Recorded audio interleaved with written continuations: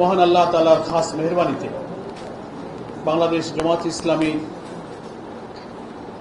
নিবন্ধন এবং প্রতীক আদালতের রায়ের সূত্রে আজকে নির্বাচন কমিশনের পক্ষ থেকে প্রজ্ঞাপন জারির মাধ্যমে অফিসিয়ালি আমাদের নিবন্ধন এবং প্রতীক আমরা যে ফিরে পেয়েছি তার প্রজ্ঞাপন জারি করা হয়েছে। এর জন্য আমরা যার করুণা, যার দয়া, যার ক্ষমার বিনিময়ে আমরা এটা পেয়েছি, সেই মহান রব, সেই রব্বুল আলামিন রহমানুর রহিম গফুরুর রহিমের কাছে প্রাণ খুলে তৃপ্তির সঙ্গে আল্লাহর শুকরিয়া আদায় করছি। আলহামদুলিল্লাহ, আলহামদুলিল্লাহ, আলহামদুলিল্লাহ, হামদান কাসীরান তাইয়িবান মুবারাকান ফি। বাংলাদেশের রাজনৈতিক পরিবর্তনের পিছনে জুলাই অভ্যুত্থানেও যারা অসাধারণ ত্যাগ কোরবানি করে রাজনীতির এই পরিবর্তনে ভূমিকা রেখেছেন, আজকের এই শুকরিয়া এবং আনন্দের মুহূর্তে সেই অসাধারণ আন্দোলনের জীবনদানকারী এবং যারা আহত হয়েছেন তাদের প্রতি আমি গভীর শ্রদ্ধা এবং কৃতজ্ঞতা প্রকাশ করে আমার এই সংক্ষিপ্ত ব্রিফিং এখানে শেষ করছি। আল্লাহ হাফেজ। বাংলাদেশ জিন্দাবাদ, জামাত ইসলামী জিন্দাবাদ।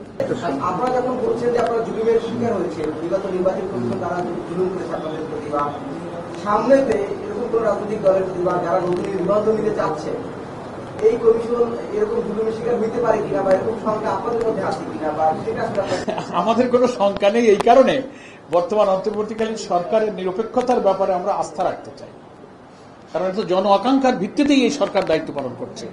আমরা আশা করব নিরপেক্ষভাবে দায়িত্ব পালনের জন্য জাতির প্রতি কৃত যে অঙ্গীকার এই সরকারের, তিনি সেই অঙ্গীকারের প্রতি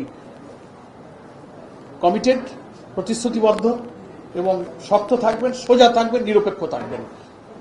সব দিক থেকে আমরা সরকারকে সহযোগিতা করব। জামাত বরাবরই বলেছে যে নির্বাচনের জন্য তারা সবসময় প্রস্তুত, তারা ৩ সদস্য প্রার্থী দেওয়ার জন্য প্রস্তুত, সবকিছুই তাদের ঠিক আছে। এই প্রক্রিয়ার মাধ্যমে আপনারা আরেকটু প্রস্তুতিটাকে পাকাপোক্ত করতে পারেন, যেহেতু আপনাদের নিবন্ধন এবং দলীয় প্রতিনিধিদের ফেরত দেখুন একভাবে এগিয়ে গেলেন। সে তো বটেই, আলহামদুলিল্লাহ।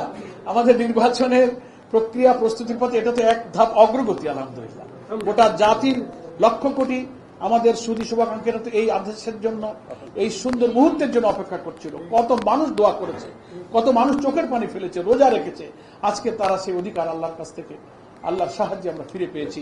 আমাদের সারা নেতা কর্মী, দেশবাসী, শুভাকাঙ্ক্ষীরা খুশি হয়েছে, আলহামদুলিল্লাহ। বিভিন্ন রাজনৈতিক দল বলছে যে বর্তমান নির্বাচন কমিশনের তাদের আস্থা নেই, সেগুলো আপনাদের আস্থা আছে? আমরা কিছু কিছু দায়িত্ব পালনের ক্ষেত্রে অনেক প্রশ্ন উঠছে, কিন্তু আমরা আস্থা তো এখনো রাখছি। আস্থা না রাখলে তো আমরা সরকারকে সহযোগিতা করার মধ্য দিয়ে সেটারই তো প্রমাণ দিচ্ছি। এখনো আস্থা রাখছি, তবে সরকার প্রধান এবং ইলেকশন কমিশনকে জাতির আকাঙ্ক্ষা অনুযায়ী আমরা বলবো যে আপনারা বহু রক্তের বিনিময়ে অর্জিত নতুন বাংলাদেশ গড়ার স্বপ্ন যেন বৃথা না যায়। সরকার প্রধান এবং নির্বাচন কমিশনের প্রধানের উপর এটা বহুলাংশে নির্ভরশীল। তাদেরকে নিরপেক্ষ থাকতে হবে, শক্ত থাকতে হবে, সোজা থাকতে হবে, কোনো দিকে ঝুঁকে পড়া যাবে না।